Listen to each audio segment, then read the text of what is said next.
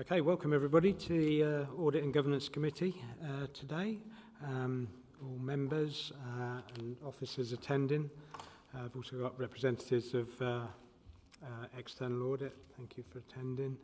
And Andre, Marie and Tracy, thank you for coming. And Rob, you're dealing with one of the matters. So thank you for your attendance today. Just make sure everybody's phones are off. Just to inform you, the meeting's being live streamed on YouTube, so any members of the public joining us online, you're welcome.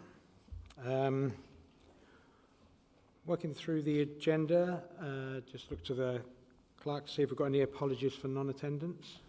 No apologies received, Chair. Thank you. Members' declarations of interest. Look to members, see if there's any points to declare. I've previously made a declaration about one of my family members working for homelessness, and so just there is a homelessness audit there, so I don't think there's any conflict as a result of that. Moving swiftly on to agenda item 3, which are the minutes of the meeting of the 12th of June. So if we could look at those and see if there's any points of accuracy to be raised on that. If not, I'll look for those to be approved. And if proposer, Councillor Lee, seconder, Councillor Jelly, all those in favour, please show. Thank you. Okay. Moving on to agenda item 4. At the last committee, we asked for an update on the Section 106 matters. I'm grateful for Rob Harbour, the Assistant Director of Growth and Generation, attending today.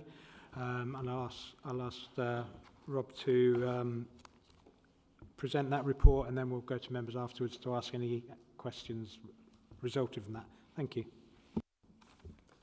Thank you very much, Chair. Good afternoon, members. So the note that's before you this afternoon is really in response to, I think, some questions which were raised by members of the committee at the last meeting in respect of a Section 106 update element to an audit report.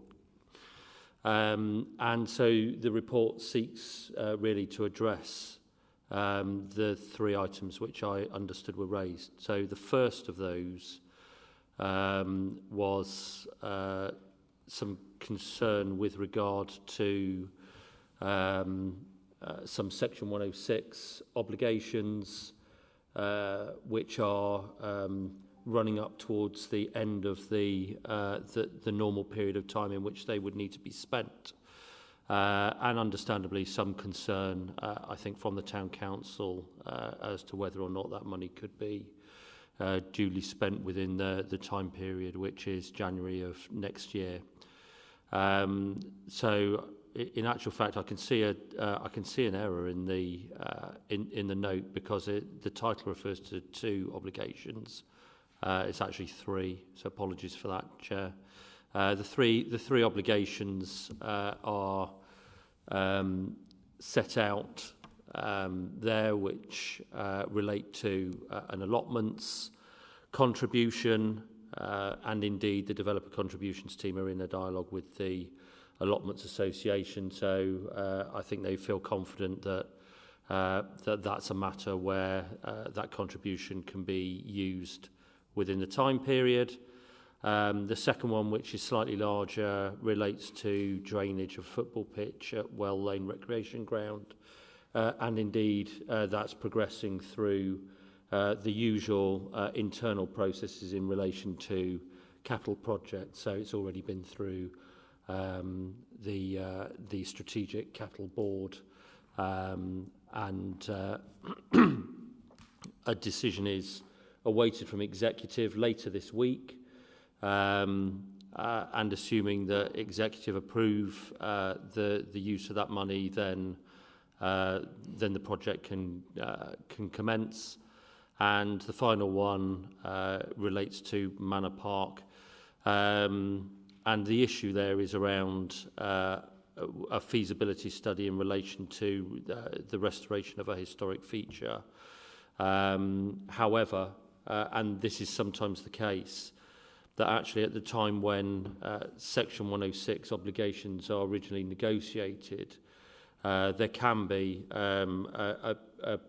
sometimes a relatively significant period of time before the development actually comes to fruition, and it's at certain points during a development where Section 106 payments are triggered. So that delay, which is not a delay by the council, of course, that's the developer delaying bringing forward a development. Other things change, and that would appear to be the case in relation to the Manor Park contribution, where at the time the obligation was negotiated with the developer. It was thought to be a good use of the money. However, it appears that actually those ponds are seen locally as probably not being something that can be restored. And therefore what we're doing is exploring how we might otherwise use that sum of money, which is just over £7,000. So obviously within the context of Section 106 obligations, £7,000 is a fairly modest obligation. Nonetheless, we wouldn't want to see it go to waste if we can find an alternative use for the money. And so that's the discussion that is ensuing at the moment. And I'm aware that the manager of the developer contributions team has met with Rothwell Town Council and they're exploring those other proposals at the moment. I think because, as I say, it is a relatively modest sum, actually being able to spend £7,000 within a few months is certainly not an impossible task. It's simply a case of trying to find a suitable project that fits within the context of Section 106 that money can be spent on. And it may well require a discussion with the developer as well in order to seek their agreement, because of course Section 106 agreements are a two-way thing. So they're not unilateral. Both us and the developer, who are both signatories to the agreement, have to agree if the money's to be spent on something different. That takes me on to the second item that was raised, which was around the sharing of Section 106 data. Members are probably aware that at vesting day, what Northamptonshire Council inherited from the former authorities were a variety of different databases, some of which were in more complete form than others, but the data is not shared, not stored necessarily in a consistent format.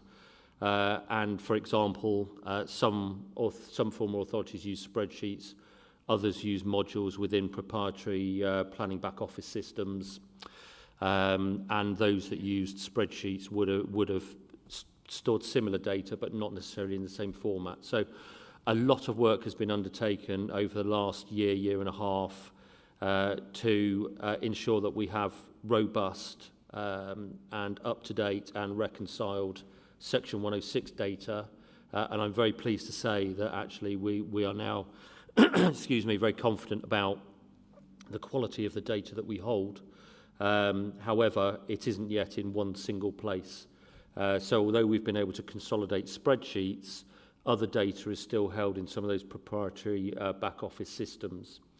So the ultimate solution to this is a project which is underway at the moment to procure a single back office system, a single IT office system for the planning service, which would include developer contributions, with the intention that we will then migrate all data from the spreadsheet and those other software systems into one single place. And at that point in time, we'll just have one single, repository for Section 106 data, which would make it much simpler for officers to be able to report on.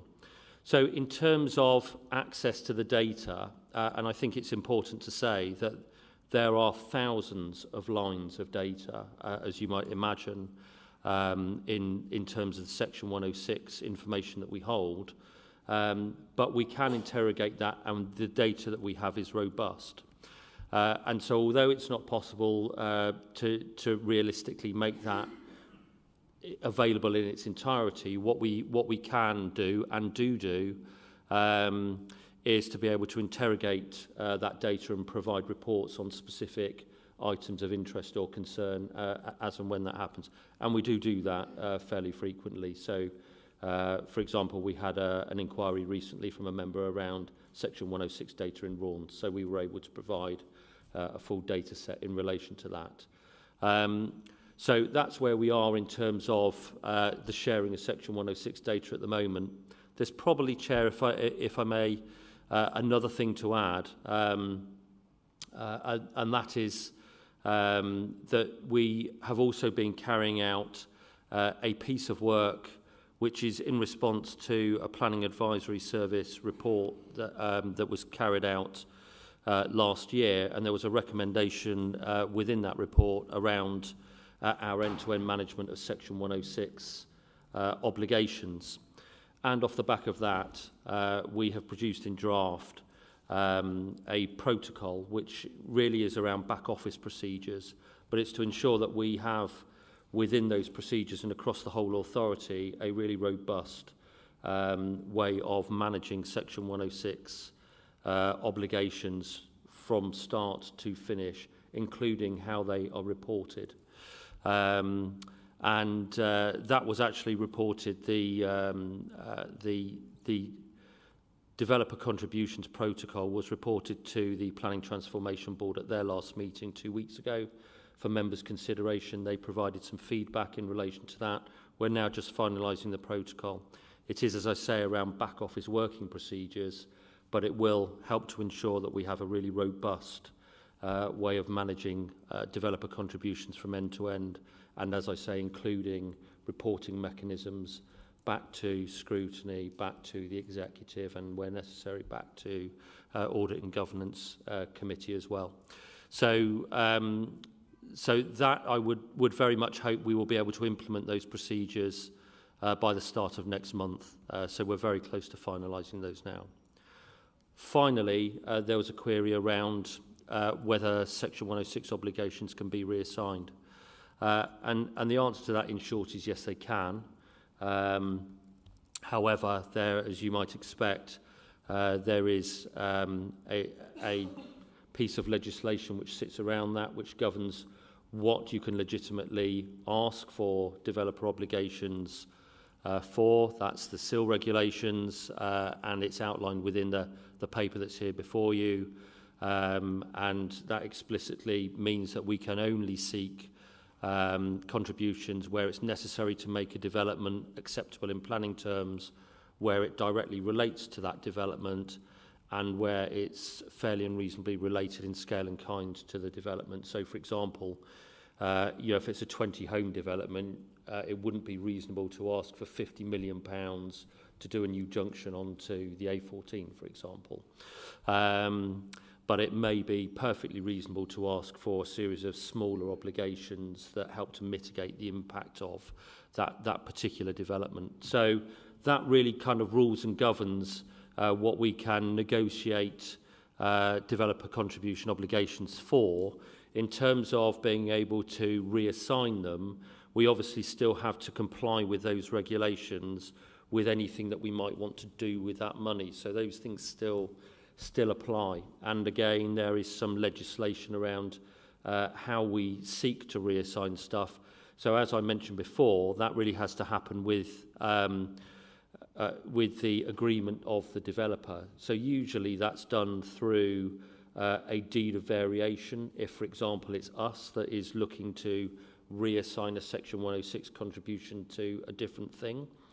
But if sometimes it's the developer that asks to do that, and there is a process there where actually they can make an application to the local authority to effectively vary the Section 106. So again, we have to agree to that.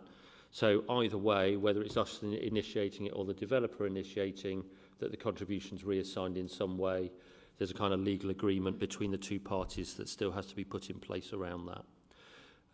So, Chair, I hope that explains the purpose and detail of the note, but obviously happy to take any questions.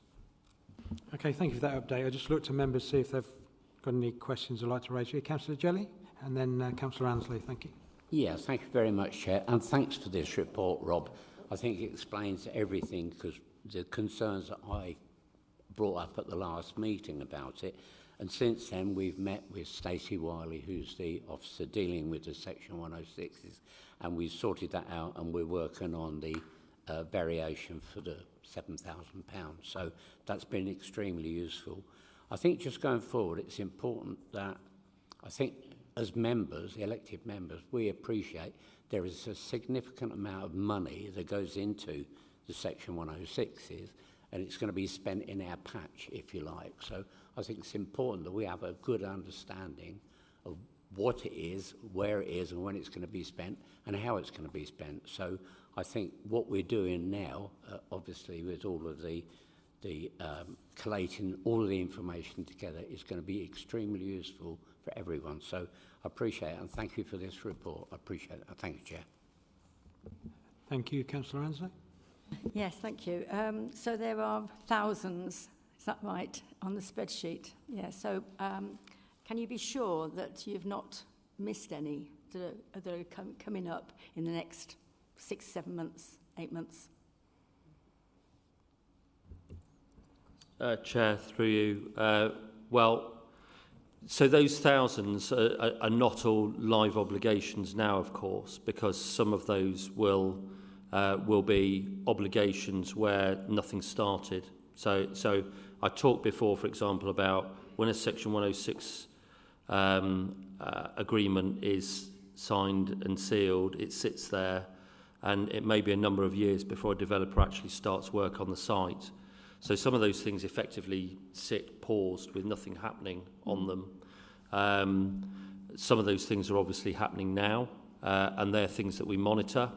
And some of those things are things which have already happened, but of course we keep a record of how the money has been spent. So we have spent a significant amount of time over the last year and a half painstakingly going through each of those records and working with colleagues in finance in particular to ensure that we have effectively an accurate audit trail which relates to each of those obligations. As I'm sure Rachel Ashley-Corn explained at the previous meeting, the Section 106 contributions have been audited twice since vesting day. The last time was, I think it was earlier this year, off the top of my head, and it returned a satisfactory level of assurance. So I think that we are confident around that. We will be more confident around that once we implement the developer contributions protocol that we're just finalising now, because what that will put in place are some more robust governance arrangements across the whole authority and beyond. And Section 106 and developer contributions is complex because it's not owned wholly by a single kind of a single team, a single body. So someone needs oversight of that. But of course, you've got negotiations taking place perhaps through planning, through highways, through education, and then those things come together within a Section 106 contribution. But then when the money ends up coming in and going back out, redistributed for projects, it's redistributed to a whole variety of different places. So that might be our own education, our own highways, our own parks and leisure team or whatever, but it could also be to external third parties. So, for example, it could be a contribution towards health or the fire service or something of that nature.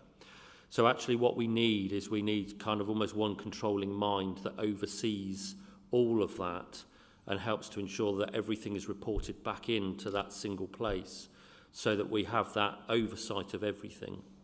and that's precisely what this protocol seeks to do. So I think we are confident in the data that we have, and I think moving forwards, what will ensure that we have that confidence going forward is to implement that protocol so that we have those procedures, those working procedures, to ensure that we have that sort of that single bit of oversight that everything reports into.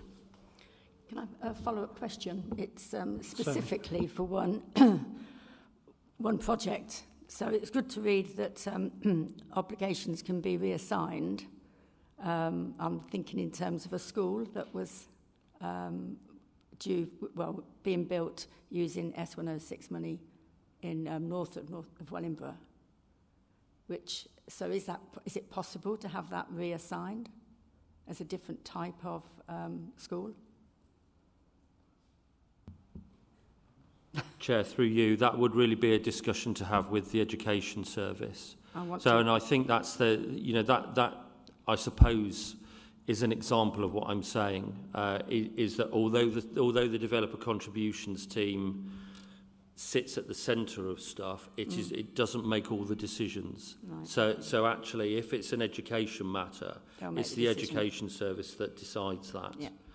The role that we're seeking to play through this protocol is to ensure that actually what there is close working and a dialogue between the Education Service and the developer contributions team, so that we have the confidence that actually that money, or if it needs to be reassigned, that actually that dialogue's happening, we know about it, and that we can ensure that the right processes are carried out. Yeah, it's good to know that it can be reassigned, because I've been told that it's too difficult, that it's not possible to do this. So it's good to hear from you that it is something that can happen. Chair, if I might just come back, it wouldn't be fair to say that any Section 106 can simply just be reassigned. It is more complex than that. Okay. But and I think there may be circumstances in relation to what you're talking about, Councillor Anslow, which means that it isn't possible to reassign that Section 106. So what I'm talking about here is a general principle, rather than specific to any particular obligation. And I mean, I would obviously encourage you to speak to education colleagues. Okay, thanks. Thank you. Councillor Eakins.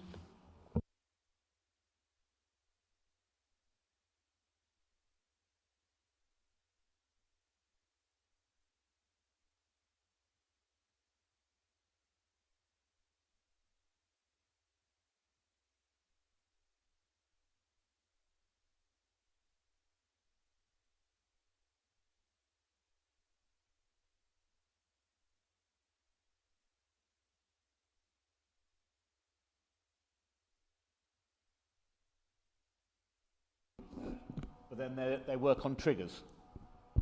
So when you do that, are you monitoring the triggers as well? Because obviously, when we talk about reassigning, like Councillor Anslow's just commented on, is that if over a particular time that a trigger has been reached for the release of the 106 money, if that then is still not possible because obviously the development hasn't been completed, or parts of that development where that 106 was going to be used hasn't been completed then, what's the earliest time when you start discussing with the developer, because that's where the money's coming from at the end of the day, to either have that reassigned, or is there going to be an extension on the 106 timing until the other parts of the development have been completed? Chair, through you, there's several questions within that, I think, Councillor. So the first question was really around monitoring, and yes, we do carry out monitoring. I don't think that is something at the moment which is necessarily as well resourced as we want it to be. And that, again, in part comes back to what was inherited at the point of vesting day, where actually I think it would be fair to say that there had probably been a lack of investment in the resource required to properly manage Section 106, and that's a matter that we've been seeking to rectify over the last couple of years. The final part of that will be how we make best use of our resource in terms of monitoring, because around North Northamptonshire, monitoring happens for a variety of different reasons. So and really you're monitoring very similar stuff. So for example, we need to monitor developments in terms of understanding house completions to provide a thing called the annual monitoring return. And those housing completions in the AMR help to feed into, for example, what we end up receiving in new homes bonus. At the same time, we also need to monitor development to ensure we understand when trigger points are reached for Section 106. Now, in the past, those two things seem to happen quite separately in most authorities. And actually what we're doing at the moment is seeking to sort of combine that resource so that rather than having a number of different people going around monitoring very similar bits of data, that we realise an efficiency there by actually having one monitoring resource that goes around and collects that data and then feeds it into a number of different things, including Section 106 triggers. So we do have resource, we do monitor.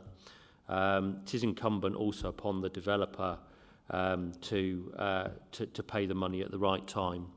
And you might say, and in years gone by, it definitely was the case where actually extracting money from developers wasn't necessarily easy. They'd hang on to it as long as they could.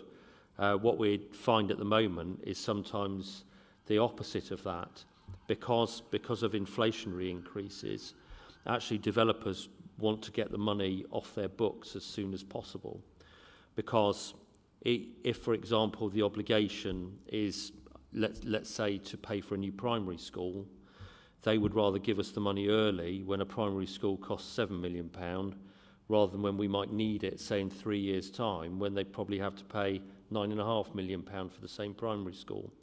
So actually, at the moment, slightly perversely, we're actually having to stop some developers from trying to pay us early with stuff. Nonetheless, coming back to that issue around monitoring, it is important that we do monitor stuff, and we do, and we'll continue to build the resource up to ensure that we're really on top of that as we move forward. In terms of when we might renegotiate something, it's really difficult, I think, to just provide you with a sort of, well, we do it then or we do it then, because it really has to be on a case-by-case basis. So I couldn't really sit here today, Councillor Eakins, and say, well, we'd just do it then.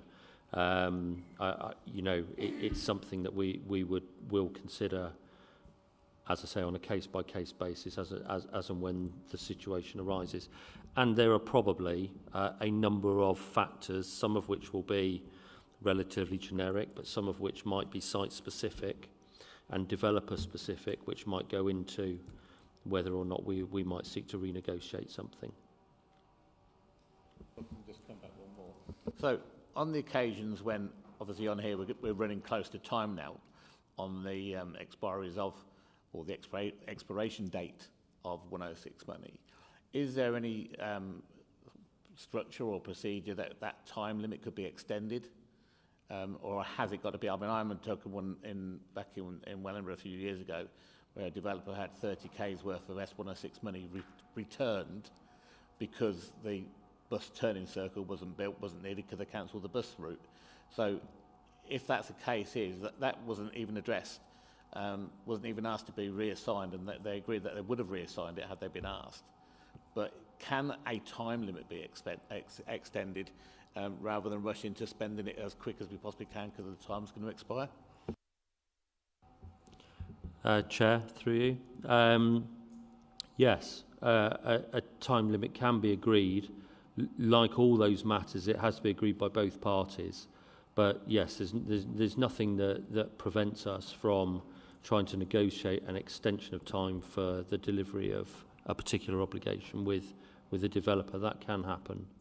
I mean, I think, Councillor, the example that you just gave to some degree kind of typifies where we were and where we don't want to be in the future. And again, coming back to that issue around this protocol that we're seeking to implement will help to ensure that actually we have a more robust set of internal governance arrangements that help to prevent that kind of thing that you've just described from happening. Of course, there are situations when an obligation may well have been negotiated at the time the Section 106 was agreed, but actually X number of years down the line, when whatever it was needs to be delivered, those circumstances might have changed, which means that thing is no longer required.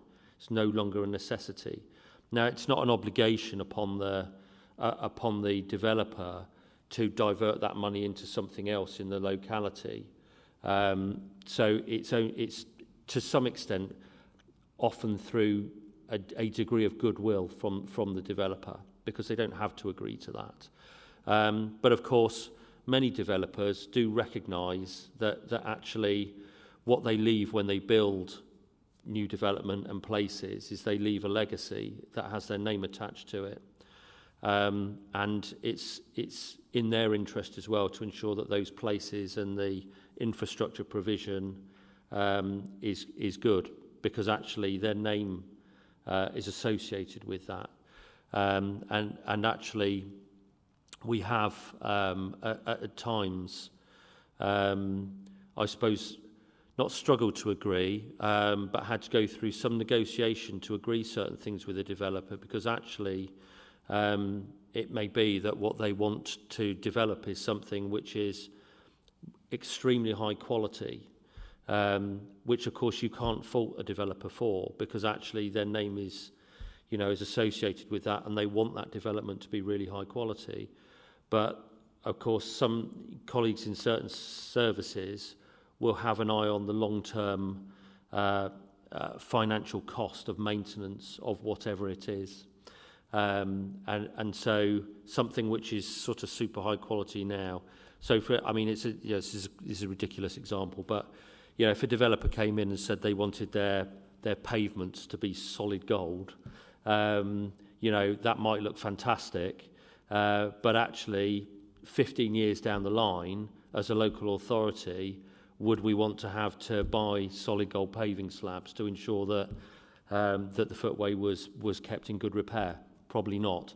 So, as I say, it's a bit of a ridiculous example, but I hope it sort of explains the point that it is sometimes the case, and I think it's important that we don't necessarily see all developers, and we certainly can't tar them all with the same brush, as it were, that we see all developers as trying to wriggle out of obligations or seek to pay as little as possible, because there are developers out there that certainly recognise the importance of the places that they're building and want to make the correct investment in that.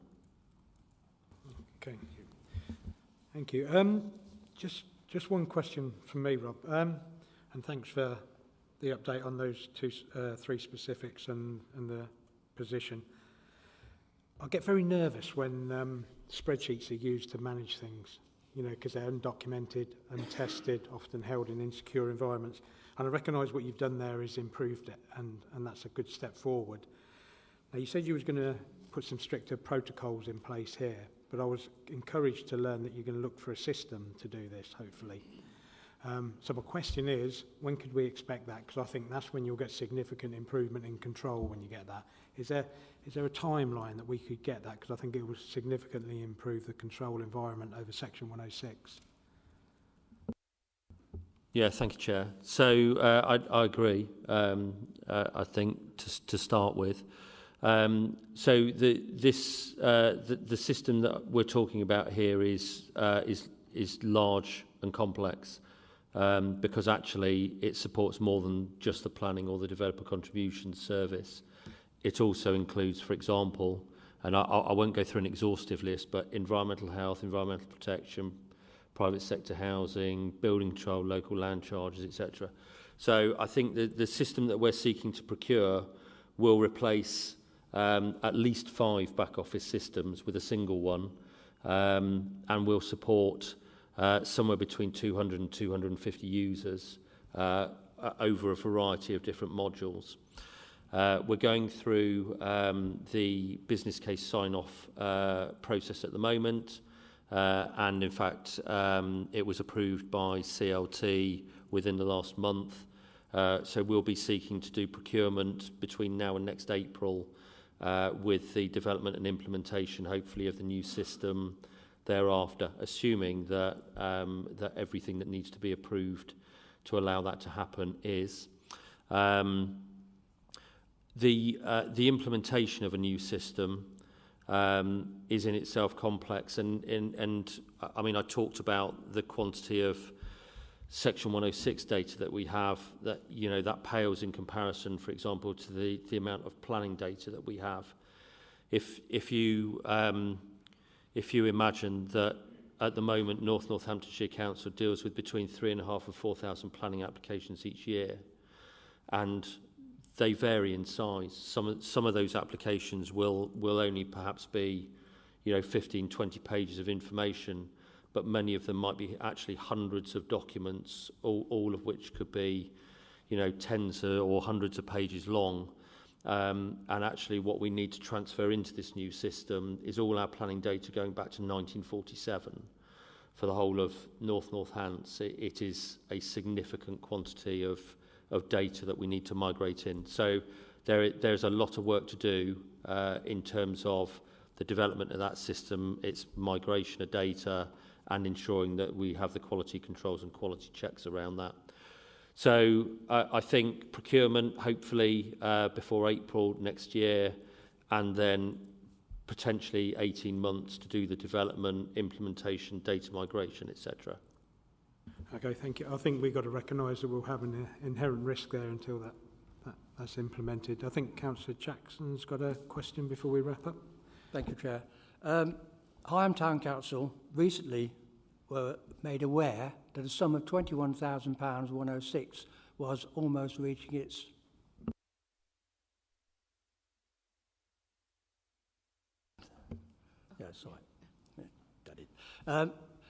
obviously we had to have a project. Fortunately, we had a project where this money could be spent. So, of course, our town clerk negotiated with Northants, and it's now been agreed that this money is available for that project.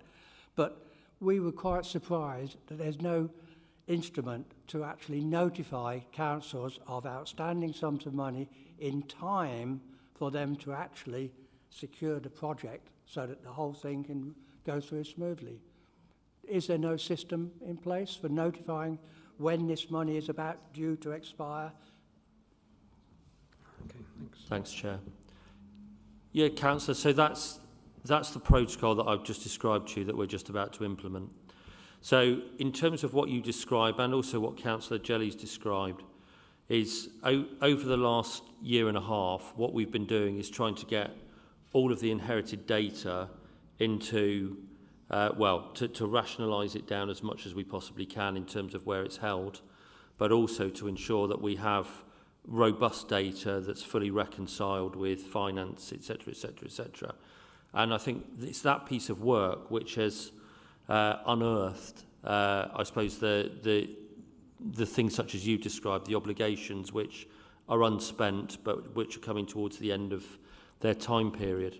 So as we move forward, the protocol which I described to you earlier on, that is basically the governance arrangements which will ensure that we do have that process in place so that we see that earlier on and we can have the communication and the negotiation further in advance. But we've been playing over the last year and a half a bit of catch-up to get all the data in the space that we want. So it's kind of a bit of an incremental process, but I think as we implement that protocol and move forward, that's exactly the job that it will do, amongst other things. Thank you. Okay, just one more from Councillor Level. Thank you, Mr. Chairman. Just picking up on a point between you and the Chairman earlier about his question about moving forward. If I understood you correctly, you've had the approval from the leadership team to acquire the new software. You know what you want. Why is it going to take until April before you actually get it? And secondly, and I understand it's important for this to be implemented properly, I fully understand that, but if it's going to be another 18 months of implementation. That's another 2 years, which will be after the next council election. In other words, for 4 years, we haven't had a proper system. Now, I know we are where we are, and I'm not blaming you, but surely something can be done to speed this process up so that we actually get a system which we can rely on, up and running, before May 2025.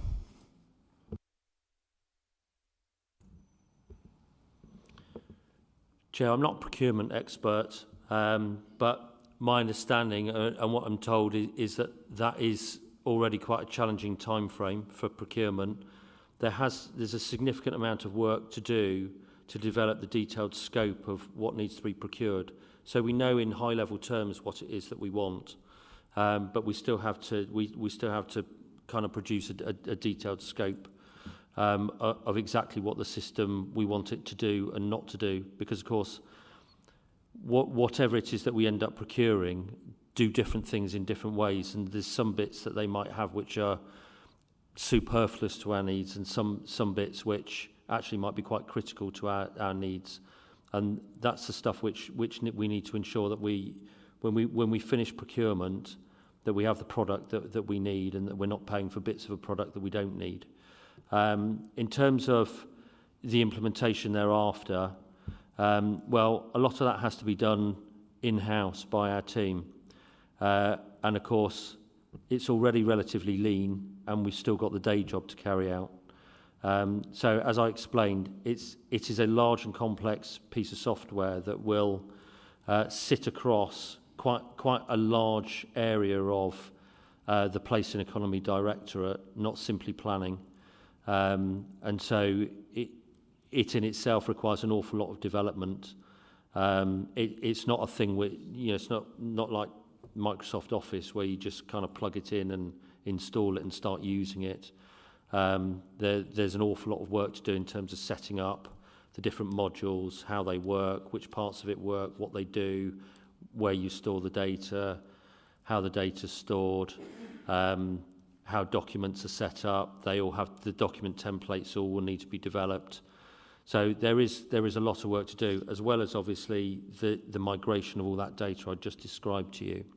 And we need to make sure that that's done correctly. And just to give you an example of when that hasn't worked out correctly, because I've done a similar project in the past where the software company went out to a third-party provider for the digitisation of thousands of plans, so drawings effectively, attached to planning applications, and they were all scanned in, digitised, and came back to go into a document management system. And actually what we found through some of the quality checks was that although at face value they look okay, when you come to print them out on a large format printer, they don't print out to scale.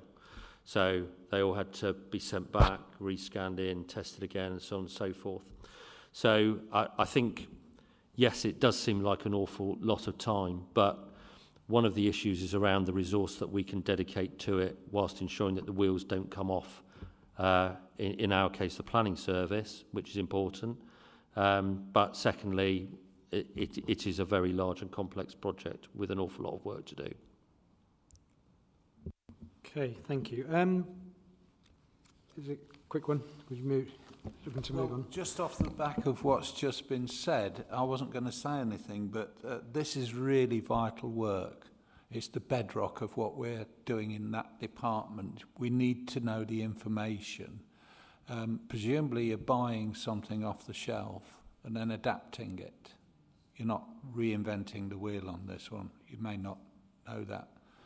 But we do have to have the protocol in place, and I think it's something that should be resourced so that the work is done in an appropriate and quick and efficient way, so that we can make decisions now and in the future. If somebody comes along and wants to do some work in Northamptonshire, once you've finished this work, you'll be able to integrate the data and then use it in a usable and proper and supportive way. But if it's rubbish in, it'll be rubbish out. And a lot of data does people do fall into the trap of thinking they've got it all sorted, and they haven't at all. I'm curious to know, 1947, what sort of information you need from all that time. Just curious. Chair, through you. Well, Councillor Roberts, I don't disagree with what you say. You know, these things are fundamental to implement. And, you know, I mean, to give you an assurance, you know, we are looking at the fastest possible path to ensure that we do implement this. But as you rightly say, we also need to make sure we do the job right, because rubbish in, rubbish out. And that's, you know, that's a space we certainly don't want to occupy. We don't get a choice in terms of the 1947 thing, because it's the law. The statute of limitations says that planning data has to be held in perpetuity. So unlike other data which we need to hold for perhaps only 6 or 15 years, it's there for life. Okay, thank you. We're being asked to note this report. If we could ask somebody to propose that. Councillor Anslow, second it. Councillor Jelly. All those in favour? That's everyone. Thank you. Thank you, Rob, for producing that report and answering all the questions. It's appreciated. Thank you very much indeed. Moving on to agenda item number 5, which is the audit update for Corby. So I'm going to invite Dean Mitchell to take us through that. And members may remember that at the last meeting we were hoping we might get this finished before the end of July, because we put a clause in to say it had to be done by the end of July. But I'll hand over to Dean now, and he'll update us on where we are in terms of the audit and the accounts. Okay, thank you, Dean.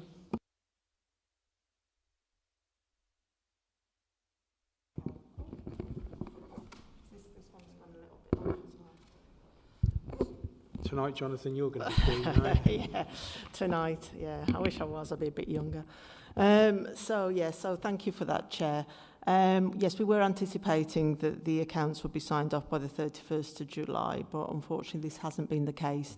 EY colleagues were invited today, but have not been able to attend in person. So I'm going to give the update in respect to that. We have had a couple of further queries around asset valuation from our auditors, which were raised during the period, which has meant that there's a little bit more audit work on the accounts and that they couldn't be completed and reviewed by the audit partners by the original deadline of the 31st of July. However, it has all now been completed and reviewed by the lead auditor, and there haven't been any material adjustments either to the general fund or to the HRA reserves. But it is still to be signed off by Ernst & Young's internal professional team. So although they haven't been signed off by the 31st of July, the indications from Ernst & Young are that we will now have an unqualified audit opinion for Corby, and my thanks to Claire and the team certainly for all the hard work they've done to get it to that position. And they expect these accounts to be signed off now by the end of September. The timeline has been extended to the end of September because there is a required partner sign-off due to the risks that have been leveraged against the accounts in Corby, as we have been informed previously. And so therefore this partner will not be available until early September in order to start that work and go through those accounts. So as referenced by the Chair, the committee on the 12th of June did recommend that we report this back by the 31st of July with sign-off, but unfortunately we've not been able to, so there is a request that this be extended until the 30th of September to enable the external auditors to go through their partner approval process. Thank you. Thank you. Any members like to raise any queries? Councillor Level? Thank you, Mr. Chairman. Looking back at the minutes of the last meeting, I remember we had a discussion about how we were going to go forward in terms of the approval of these accounts, and much to my disappointment, it was decided that that they would be approved by and they're listed here, the chairman of the committee and Janice and others. But I seem to remember, which is not recorded in the minutes, but I seem to remember that as a sop to me and others, there was a deadline for the 31st of July put into that it said if the approval wasn't done by then, they would come back to this committee. Is my understanding correct? Yeah, if you look in the minutes, it references the 31st of July extension. Is a sunset clause in there that said it's only up until that point.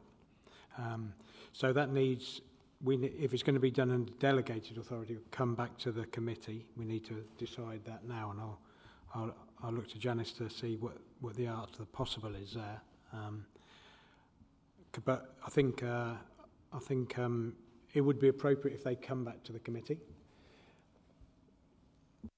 I mean, they will come back to the committee ultimately anyway. This is just about signing off the accounts and the letters of representation, obviously, in line with that.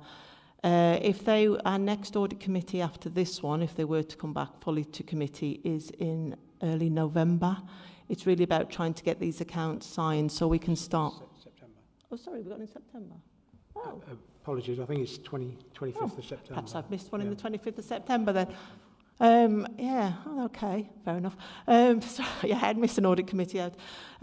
So it will depend then if the partner signed it and got them off, because at the moment they request until the end of September to be able to do that because the partner's not available at the moment.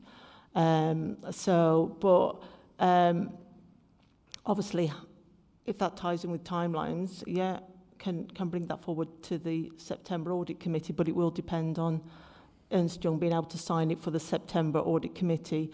Otherwise, then we start to then prolong it then to, November, I think it is, audit committee. And that's when it starts potentially having implications for the knock-on audit for our own accounts. If I can just follow up on that, please, Mr. Chairman. Yeah, that's great.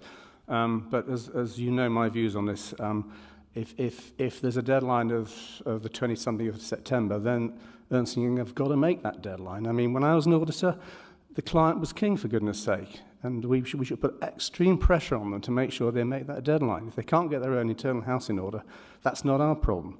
We shouldn't be suffering as a result. Would you like to comment on that, Jen?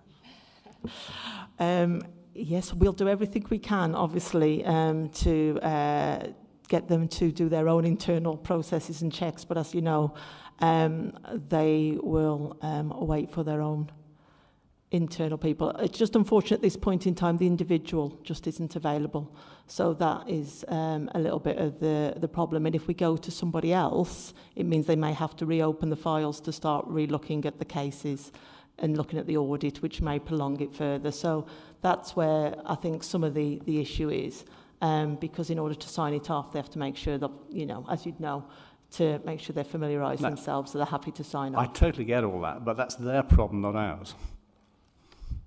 I appreciate that. Thank you, through you, Chair. I appreciate that, but it might be that in doing that, it would extend the deadline if we had to move it to somebody else who do have to undertake a longer review.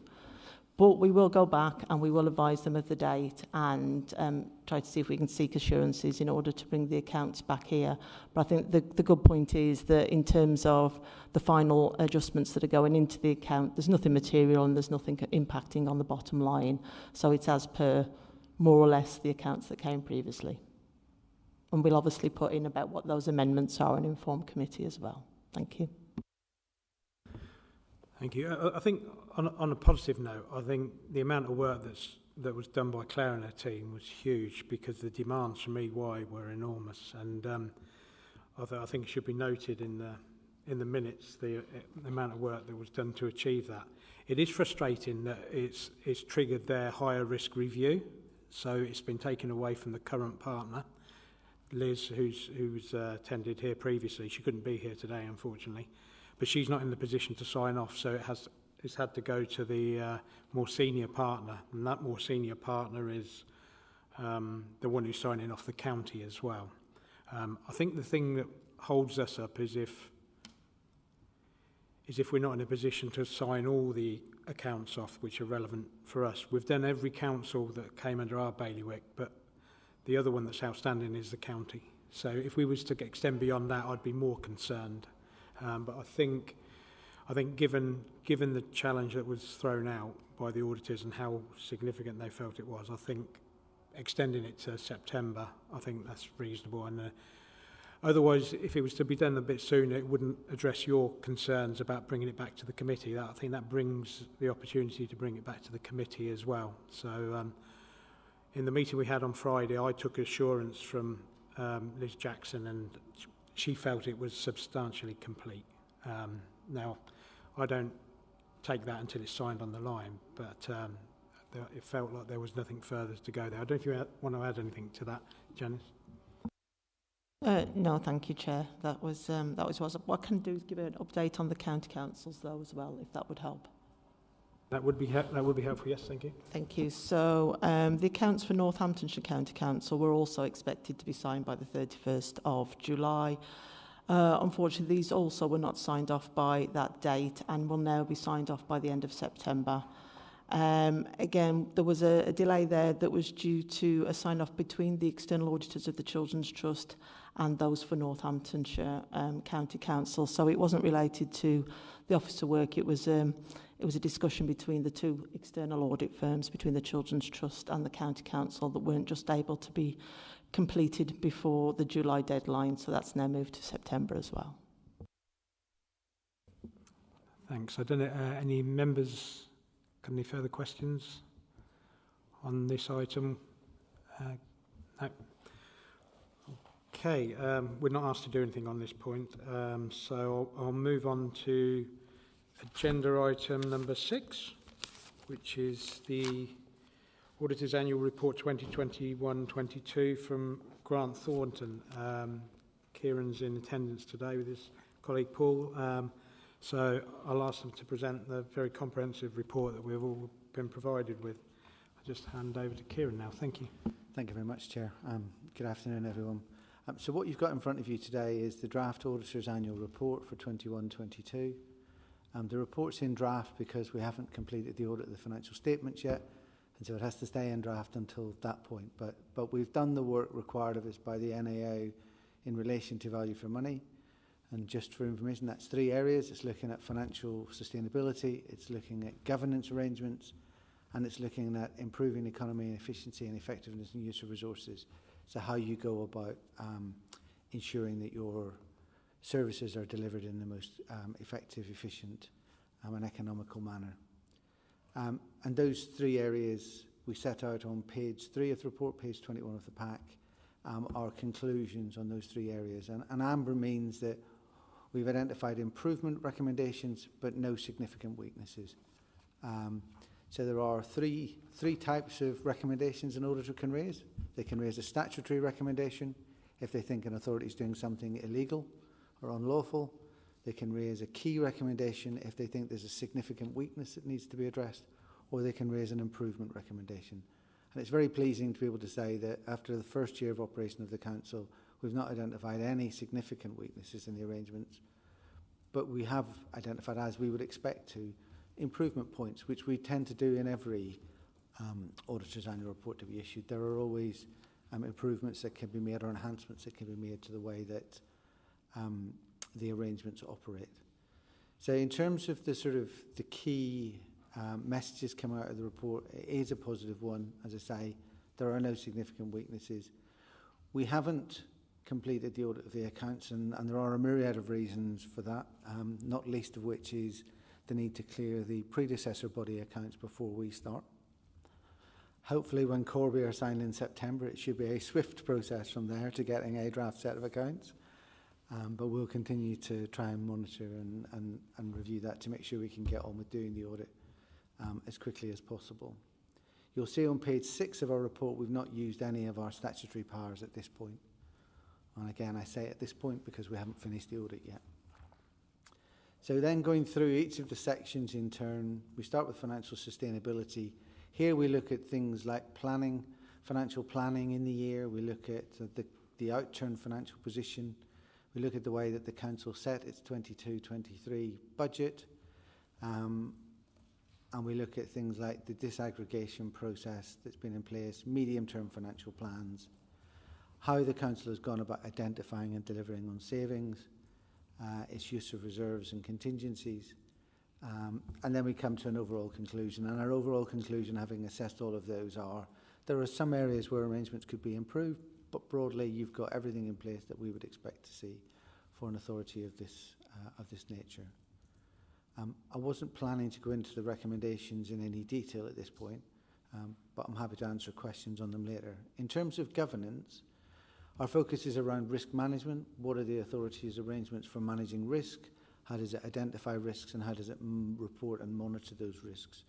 What's the work of internal audit like? And again, the sort of financial reporting and decision-making processes that the council has put in place. We also look at things like the legal arrangements, and specifically we looked here as part of the work this year at the legal case that arose out of the East Northamptonshire trading standards work, and we're satisfied that there are no issues arising out of that cause us a problem. So again, no significant weaknesses, but a couple of things that could be improved. And then finally, looking at the 3 E's. Again, here we look at things like the reporting of non-financial information.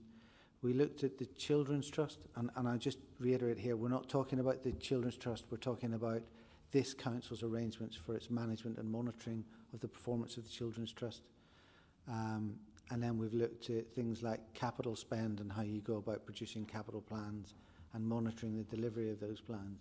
Again, no significant weaknesses, but a few things that could be done to improve. So overall, I think this is a really positive report, given where you are in your journey as a relatively new authority. We'll come back in 22-23 as part of the work that we're doing this summer, and we'll look at how those recommendations have been implemented, and we'll look at how things have progressed over the last 12 months as well. But I'll stop at that point, but I'm happy to take any questions that members may have. Thank you, Kieran. Just look to members, see if they've got any questions or comments they'd like to raise on this point. Councillor Level. Thank you.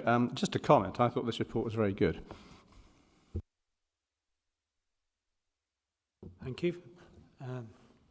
Brevity is clarity, apparently. So, yeah, I'd concur with that. I think this is an excellent report. I was initially a bit concerned by the quantum of the recommendations, but when you get into the detail and you look at the 3 areas, for those 3 areas, they're improvement recommendations, and I'd like it if you could add a little bit more about how we compare to other councils. Is this usual? Is this unusual? And obviously the context for us is this was year 1, and I considered it a really good outcome and for the organisation. But I'd like your view in addition, please. Thank you. I mean, across the range of authorities that we are responsible for, there are a wide variety of different outcomes on this. So there are a number of authorities where there are significant weaknesses have been identified, and I don't think I need to name any of them, but the local government press is full of information on some of those bodies. So there are definitely authorities out there that have had significant weaknesses in the year, and others that have, again, a load of improvement recommendations. So I think this puts you in with the main body of local authorities. You're not an outlier at the bottom with none, and you're not an outlier at the top with significant weaknesses. You're in I'd say the majority of authorities, the vast majority, have got improvement recommendations, but not significant weaknesses. Thank you, that's very comforting. Would you like to add anything to that, Janice, from a Section 151 perspective? Okay, I'll go to Councillor Lee first, thank you, and then Councillor Roberts. No, I agree that this report is good. It's well written, it's easy to understand, the recommendations were very good. Of course, it's behind because accounts are always behind, audits are always behind. I wish it's like a book and I want to read the next installment. I'm impatient for it, sorry. No, I like the recommendations as well. It's very interesting, very well written. Thank you very much. That's all I wanted to say. I'll just go to Councillor Roberts and then to Janice. Well, it's good news, isn't it? We mustn't rest on our laurels, and I'd like to see green. But this is good. We should let the team know that we appreciate the hard work they've obviously put in. It is good news. Yeah, I fully agree with you. I think it's noteworthy, and we'll make sure that's reflected in the minutes. I think it's a good outcome. Janice? Thank you, Chair. Yeah, I think probably a little bit like you get the first thing and you see the size of it, and then you do start to get, ooh. But when you do read through it, absolutely thankful for the report and picking up the good points, as well as obviously picking up the areas where we can improve practice, and that's what we're picking up now. So we're making arrangements to pick up each of those recommendations, as you would with any audit report, in order to ensure that they'll be followed up. And we've got the dates in there. Obviously, the timing of the report means some of it won't have been reflected in 22-23. Some of it we were already doing anyway, which is good news to also see in the report that we are picking up some of those immediately, and in fact have done that. So we are monitoring that as well as part of our corporate leadership team arrangements to ensure that they're implemented as well. And we thank Grant Thornton for the report and working with us to get that finalised. So thank you.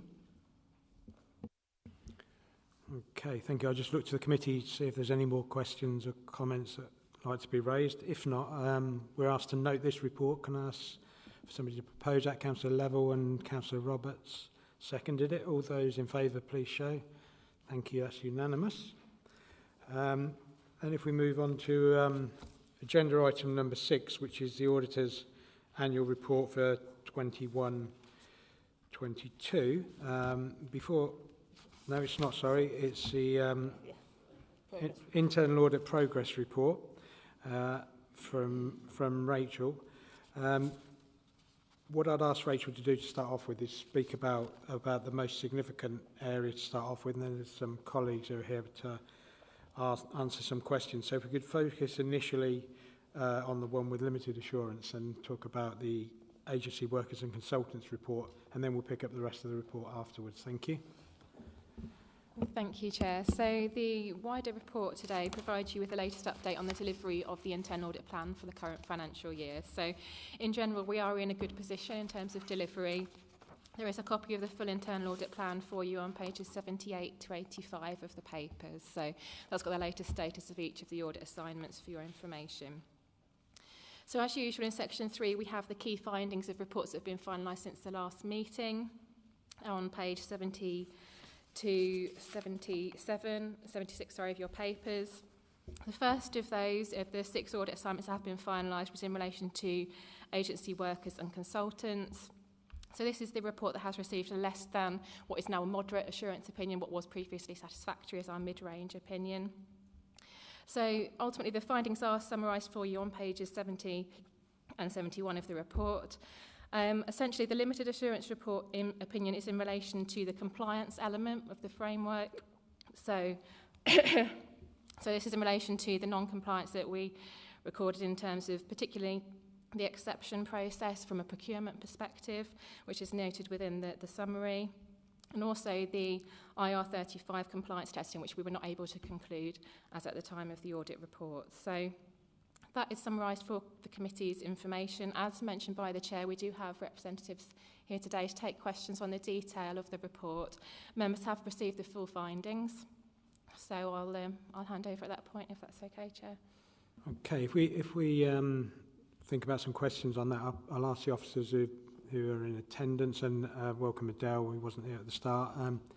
I don't know, you may want to declare an interest in this because of the nature of Opus, and I understand you've got a relationship there as well.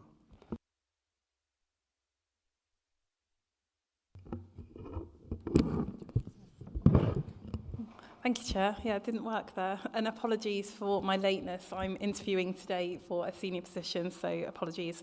So Opus People Solutions is a joint venture company that the council is a part of. I am appointed by the council as a director of that company, not in a personal capacity, but I am appointed by the council. I obviously receive no financial benefit from that, but the council receives a dividend. So I think it's important to state that I do have a position on that company, as well as managing the service around agency workers as well. Thank you, Chair. Okay, so I'd just like to initially gain your reaction to the findings of the report being responsible, and then we'll speak to your colleagues about some of the specifics as well.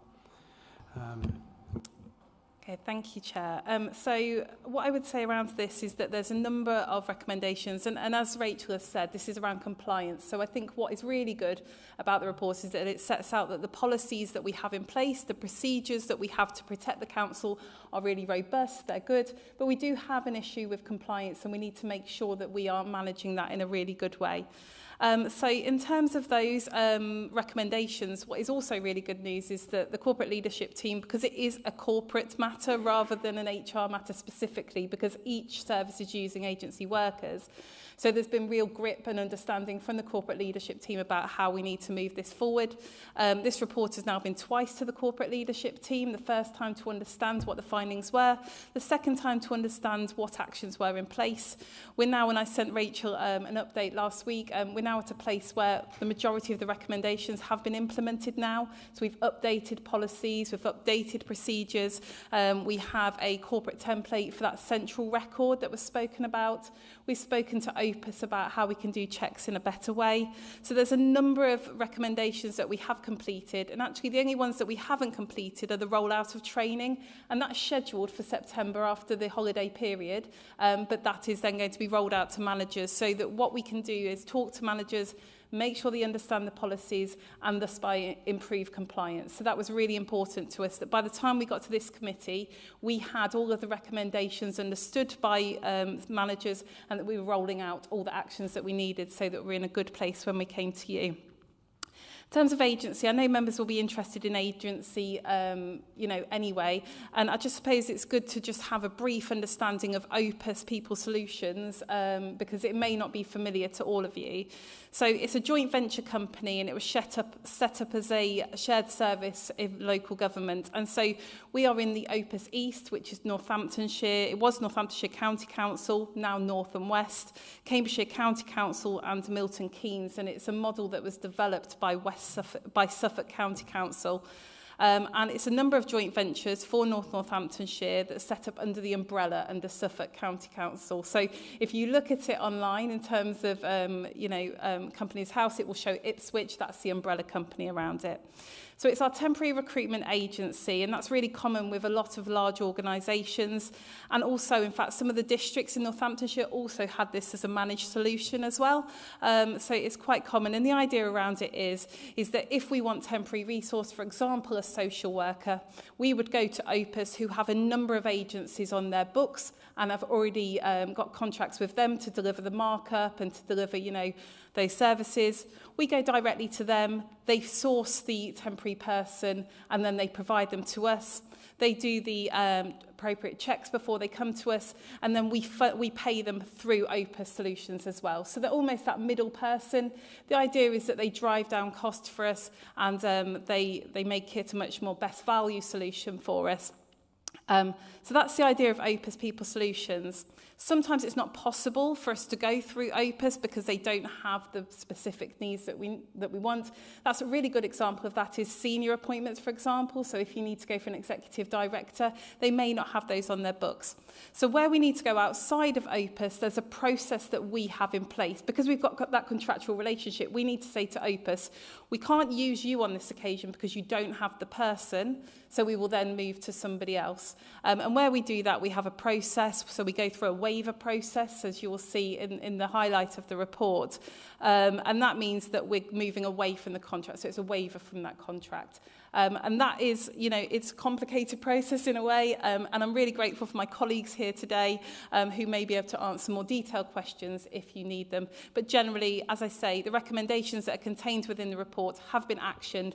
And I'm hoping that we have a much more positive look on that next time. So when it says about the audit recommendations, we should be able to close them off at the next committee for you members. Happy to take any questions.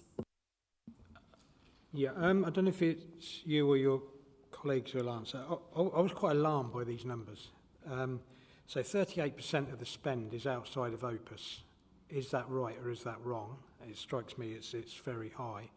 And then you're looking for a waiver. It was 12% of them had the waiver that should have been in place. It's not like we was a little bit out with our compliance. We missed it by a country mile. We just clearly wasn't following the process. And those waivers are in place for a very good reason. And I'd just like some comment on that, maybe from a procurement sense. Is it not working well? Or from a HR sense?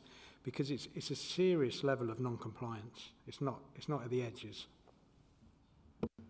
Chair, it's okay. I'll answer the first bit around the amount that's outside of Opus. So I think that coming into the new authority, so Northamptonshire County Council was very used to this managed solution, so it's very, natural for them to undertake it. For some of the districts and boroughs, for example, it's not as natural. So they already built relationships with agency workers, with agencies coming forward. So there's been a bit of learning and training around the fact that we are using Opus. So that's continuing, and I think that's a real cultural shift that we are improving, month on month. We're seeing that the numbers with Opus are moving up.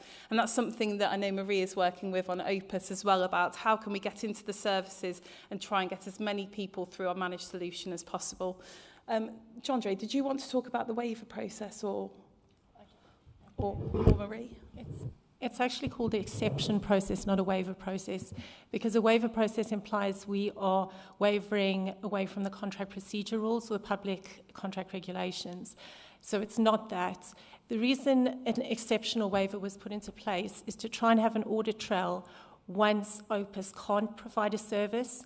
So the process is such, the officer is supposed to contact the procurement team with an email or a letter or some type of information in relation to why Opus can't provide the service.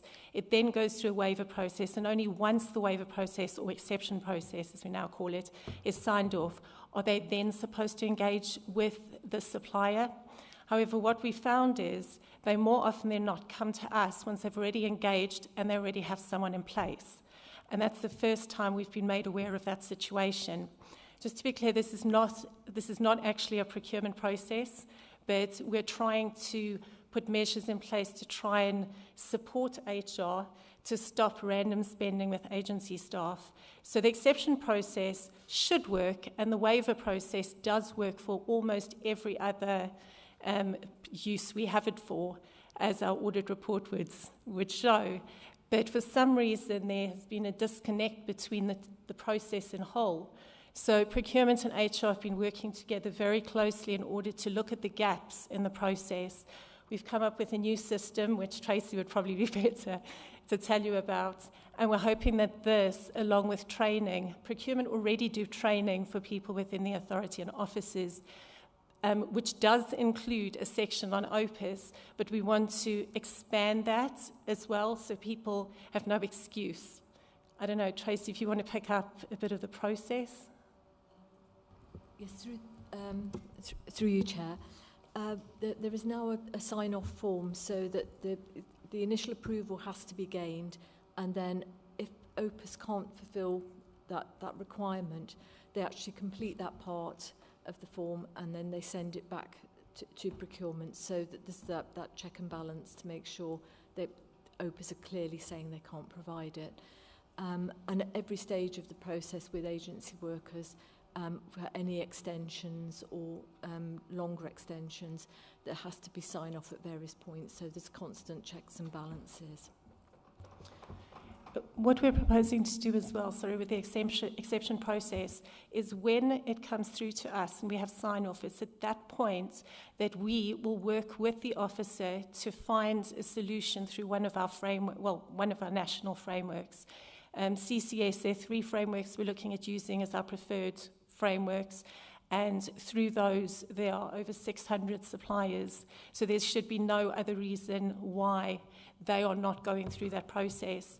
There's clinical, non-clinical and executives as well. 394 on the first one, 210 on non-clinical and 63 on executive, and those are the suppliers. So once they come through to us, we'll then support the process to make sure that they're being compliant at the tail end of the process.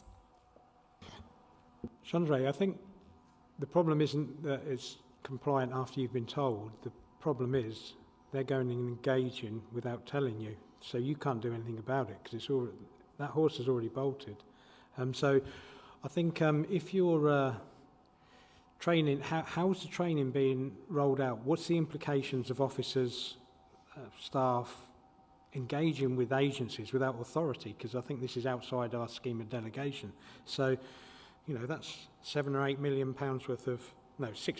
worth of engagement that is without authority, as I'd interpret it. I wonder if you could comment on that. Thank you, Marie. Thank you, Chair. Yes, it is a concern, and one of the measures we've put in place, which I think probably you didn't mention, but going back a step, if any manager wants to engage an agency staff or temporary resource, they will require sign-off, either at director level or through a panel that we've already got established for permanent roles. So in order to sort of fully engage an agency staff, first check and balance is they would need that sign-off. And then moving through that, we're going to keep a central register. So when it gets to the off contract, if they have to go and use the framework and one of those agencies on the framework, we will have a clear record on that central record, you know, when they approached Opus and also whether Opus were or weren't able to provide that particular skilled staff. So I think the central record, which we're going to obviously check with finance colleagues as well at a regular interval, will give us that visibility that we haven't got currently. And as for the training rollout, I'll let my learned colleague, Tracy, who's developed that training, just come in there, if I may, Chair. Yeah, so through you, Chair, the training will actually involve being very clear what managers are supposed to do in both the agency and the consultant's policies. And it also explains IR35 as well, so that they're clear on what they need to do, so that's all of those requirements are covered. So it'll cover off the new sign-off forms, it'll cover off IR35, and there's also additional guidance that we've written to help managers to understand how to complete a CES test for IR35. Okay, thank you. I think we'll come on to IR35 because I've got real serious concerns about that. Councillor Level? Thank you. If I could just ask a question at Rachel. The 6.7 million less 800,000, is that, does that represent where we've taken people on but just haven't got the exception sort of approval? Or is it where we've taken people on and haven't got any approval at all? Through you, Chair. So I believe on page 70 you're referring to the 6.7 million spent with contractors other than the supplier Opus. Is that correct? That's the reference, yeah. Yes. So we're actually not saying that any of those are being assessed from a compliance perspective. They are just not being spent through Opus. So the reference that we make later on page 71, where we refer to testing on agency spend with suppliers other than Opus found an approved waiver or exception had only been provided, covered approximately 800,000 of the 6.7 million. So that's where we're looking at the compliance element. The 6.7 on its own is just the amount spent outside of Opus, if that helps. I think so. As I say, when we started the discussion, I was under the impression that it was what you just said, but then on hearing comments on this side of the room, I think, oh gosh, well, are we actually talking about people who've actually gone out and hired somebody without any approval whatsoever? That was that was really what was driving the question. Would you like to add anything? No, you're fine on that. Okay, Michael? Yeah, hi. I just had a quick observation. Regarding the risk that it says arrangements supporting pre-employment checks are not carried out, that just raises a potential safeguarding concern, which we should bear in mind, because I don't know where these staff are being employed, but there's a potential safeguarding issue there. And I just would ask for a little clarity on the consultants policy. Is the consultant amount we spend within the 17.7 million? Or is that, you said you couldn't really do any audit work on it? Because I know from companies I've worked in, it's a huge drain on resources. Consultants, we'd spend fortunes on them and often didn't really know what they were doing. So is that within the 17.7, so we've ring-fenced that, or is that could be any other amount of money? Through you, Chair. So taking the first point first around the safeguarding checks. So I can say that within the sample testing that we did, none of the appointments related to any areas where we would expect a DBS check. So okay. we were able to comment on that in the report. obviously it's something that we would look at, and we're actually just about to start the audit on recruitment and retention of social workers, and that's something that we'll be looking at quite heavily with as part of that review. So just to give you some reassurance on that.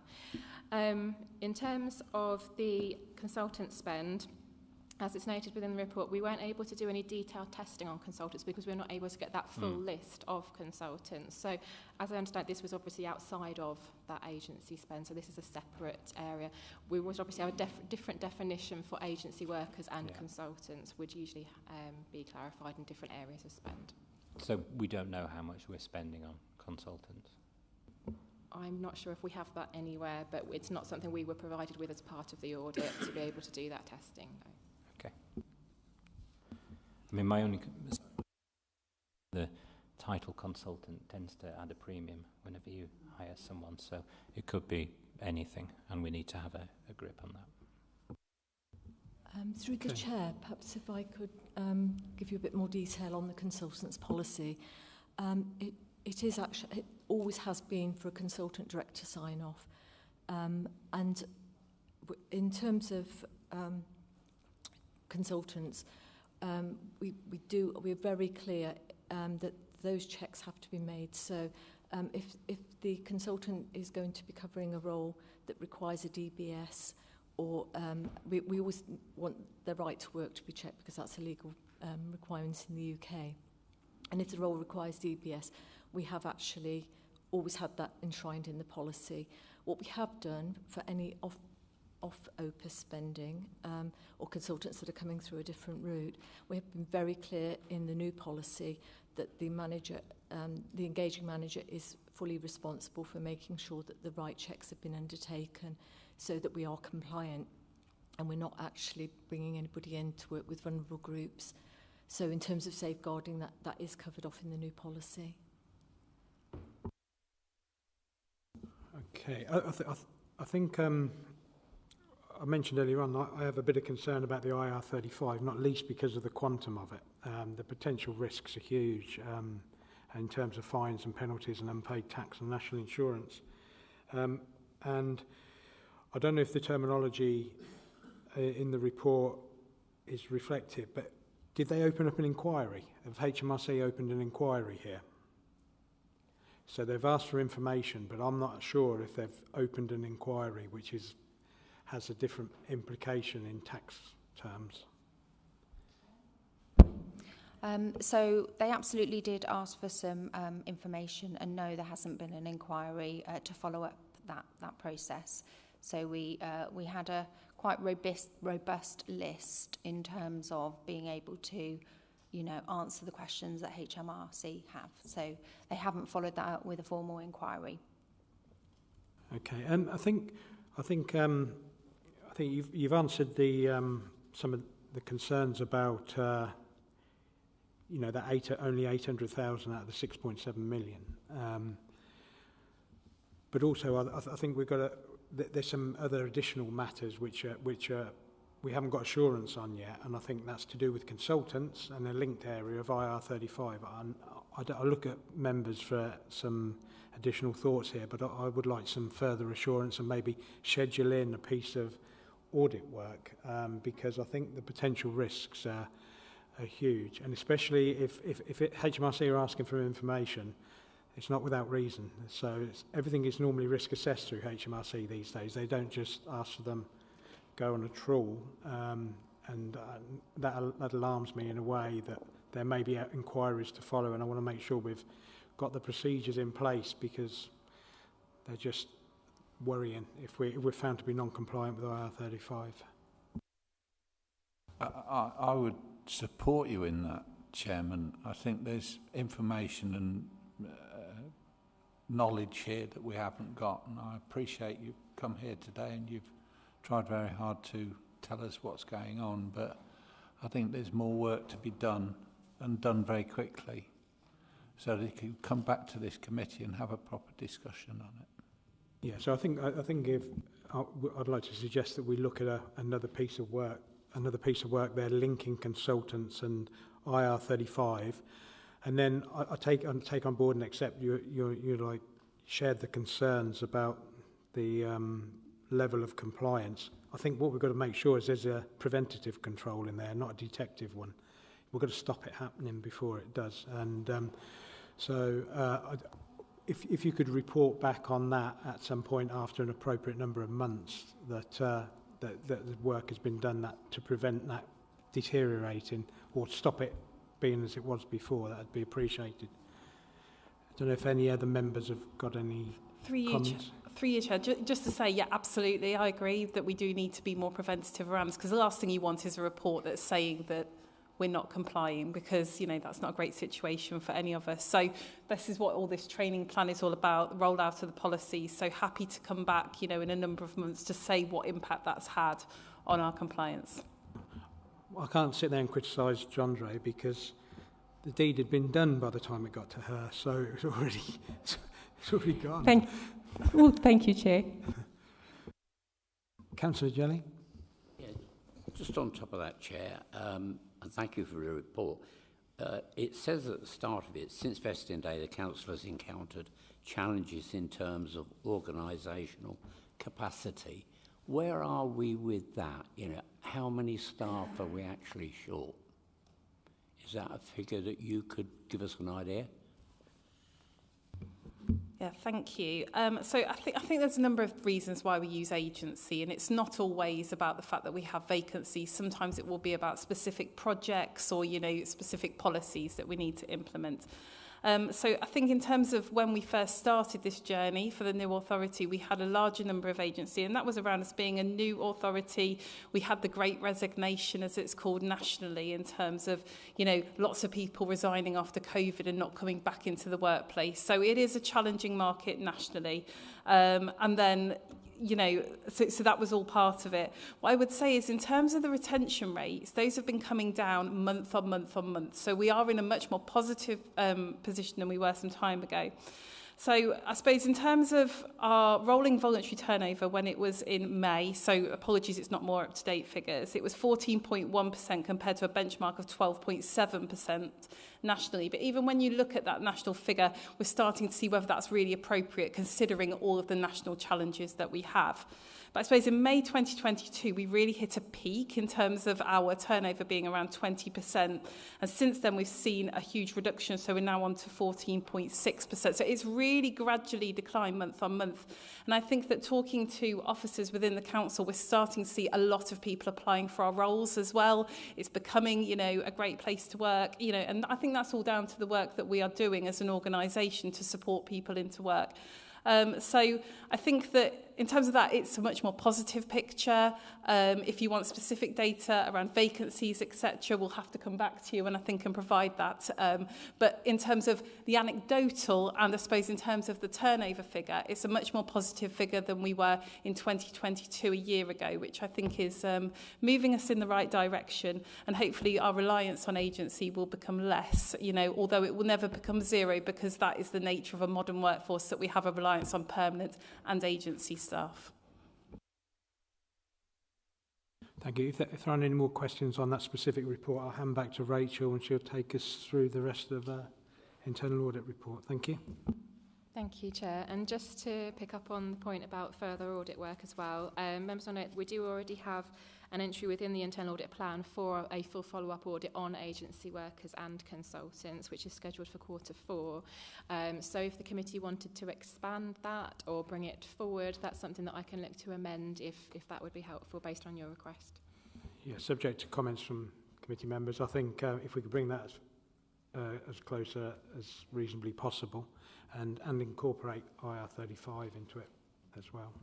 Thank you. Absolutely. Yeah. So I'll look to amend that and we'll deal with officers on that. So thank you. So just working through the rest of the report. So the other 5 audit assignments that had been finalised at the time of producing this progress report are also summarised in section 3. So picking up again from page 71, the first of these related to a system development project. So we have a number of IT systems that are being rolled out over this year. So we've got quite a hefty chunk of the internal audit plan is dedicated to audit work and assurances in this area. So the first of those that we've reported on relates to the customer relationship management system, as we've referred to it here. It's essentially the software that we use for managing contact centre information. So when people are contacting the council, the way that we retain those details on the software and how that interacts with other systems as well. So the first phase of this project related to the rollout of what we've called the minimum viable product, which is the first phase of this project, and that was for rollout at Haylock House.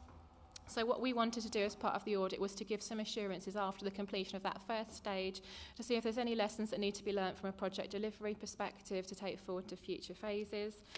And I'm really pleased to say that we've given a good level of assurance in this area.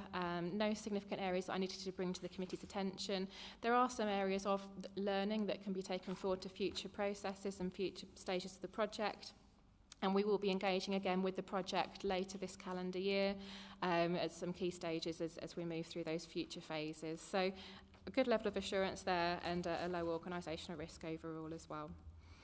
The third report related to homelessness and temporary accommodation. So members may recall that this was a limited assurance report from the 22-23 audit plan. 21-22 audit that we were looking to follow up due to the limited assurance opinion that we'd given at that previous review. So I'm pleased to say that the findings this time have shown a positive direction of travel. So since the 21-22 report, we've seen a number of the recommendations implemented. We have made some new recommendations where they need to be further embedded, or there's further actions that could be taken. We also still have 5 recommendations from the original report that are not yet completed, and they will continue to be followed up as part of our usual follow-up. Those deadlines won't change. They will continue to be overdue, where they don't get reset as part of a follow-up audit, so they will continue to feature in your statistics and onto your radar from a committee perspective as those progress through if they're not completed. So some of those actions include the housing strategy and a homelessness strategy, which I know has been a discussion at some previous meetings as well. So we'll continue to monitor those and report back. But based on the findings at this audit, we've given a good level of assurance on the control environment, a moderate level for compliance and medium risk overall. The next related to financial systems. The last 3 all relate to financial systems upon completion of the last financial year. So the first relates to the main accounting system. This is essentially where all of our financial transactions are recorded. I think the findings recognise, and we've given a moderate level of assurance overall, I think it recognises the issues that we've encountered in bringing together 5 finance systems and 5 coding structures across the piece as part of this work. But I do think it also reflects that we do have mitigating controls in place as part of that one single finance system. Obviously, there are recommendations that we've made, and we've got some bullet points there around some of those specifics that we need to see addressed around control account reconciliations going forward. So we will follow those up as part of our next audit, and obviously action plans are in place for all of those as well. The next related to local taxation. So this is where we're looking at the processes and procedures around collection of council tax and business rates across the authority. So we have our collection targets in place, which are obviously monitored against, and that's reported as part of performance information. We followed up on all of the recommendations made in last year's audit, and we're happy to confirm that all of those had been implemented. And we were able to look at a number of key controls across this area. Now, generally, we did find a sound system of controls. We didn't have any significant areas of weakness, but there were quite a few small areas that we identified that we just needed to ensure were resolved. So that's reflected in the overall moderate assurance opinion. But what I would say, just to put this into context, is by the time this audit report was actually finalised, 6 of the 10 actions that were recommended as part of the audit had already been completed. So I think, again, that gives the committee some comfort around this area as well going forward. So again, we will do our usual annual audits where we alternate in the areas of coverage, but we also follow up on any areas from the previous audit report as well. And the last on page 75 related to housing benefits, so another one of our key high value areas of financial systems. So this received a good level of assurance overall, nothing to note for significant areas of weakness in the findings of the audit testing, where we looked at 60 claims in total, and that was across all of the 4 localities. So we made some recommendations for further improvement, and those will be tracked as usual, but nothing that warrants raising to the committee's attention. The other item that I have mentioned within the progress report in section 4 from page 75 relates to other audit reports. So when I brought the annual internal audit report to this committee at the last meeting for the annual opinion for 22-23, I did have to caveat my opinion on the basis that I had not received some of the audit reports on financial systems hosted by some of our partners. That related to payroll, pensions and IT access controls for the finance system. I have now received one of those which relates to pensions, and as such I wanted to ensure the committee receives an overview of the findings. So I have directly quoted key sections of that report for the committee on pages 75 and 76 of this report. So as I say, this relates to pension systems hosted by West Northamptonshire for the period of 22-23. And as I say, that was caveated as an area that was not covered in the annual opinion last time. In terms of the other sections of the report, I reflect on the implementation of audit recommendations as usual on page 77, and there's a breakdown of those figures for you on pages 88, which shows that we have marked 37 audit recommendations and actions as implemented since the last committee meeting, and that included 4 high priority actions, which is obviously good to see. We do currently have 85 which remain overdue, and 40 of those are over 3 months overdue. There are 2 that currently fall into the bracket of being over 3 months overdue and of high priority. These are the same 2 actions that I've brought to you for the last few meetings, and they are provided in table 4 again with the latest comments from officers in the middle column. So these all relate to the intelligent client function for the Children's Trust. So that's a quick run through, Chair, of the rest of the report, and I'm happy to take any questions on the detail. Thank you. Thank you for that, Rachel. I'll just look to members, see if they've got any comments or queries on any of the points raised there. No. One of the things that is concerning me is the restrictions on the scope of our audit work, because we're relying to an extent on audit work being done by others, in particular the West. So you mentioned 3 of those, payroll, IT and pensions. There's only one that we've got. And I'll come on to that because I have some concerns over that one in and of itself. And also there's the element of the Children's Trust. We haven't got the report from the Children's Trust, although I have had sight of their annual report to their audit committee. So I think that they're the questions that we need to ask those Children's Trust officers when they come to the next meeting, because if my level of concern over those arrangements last year was high, they're even higher now, given what I've read. If I was to summarise it, they've given an overall opinion of the Children's Trust. They've completed 1 audit in the year, 1. They've rebadged, if you remember some of the conversations we had, they were going to rebadge some of the 21-22 audits as 22-23. That's exactly what they've done. So I'm concerned there. And then they've used audits which West Northampton has done on its own systems, and it's 3 or 4 of them. So they didn't do that the prior year, so if it wasn't deemed necessary to be in their audit plan the prior year, why is it this year? And it's just counting them as part of that. So that's only for information they're not here to answer, so they'll be here to answer that at the next meeting. So I've got concerns there.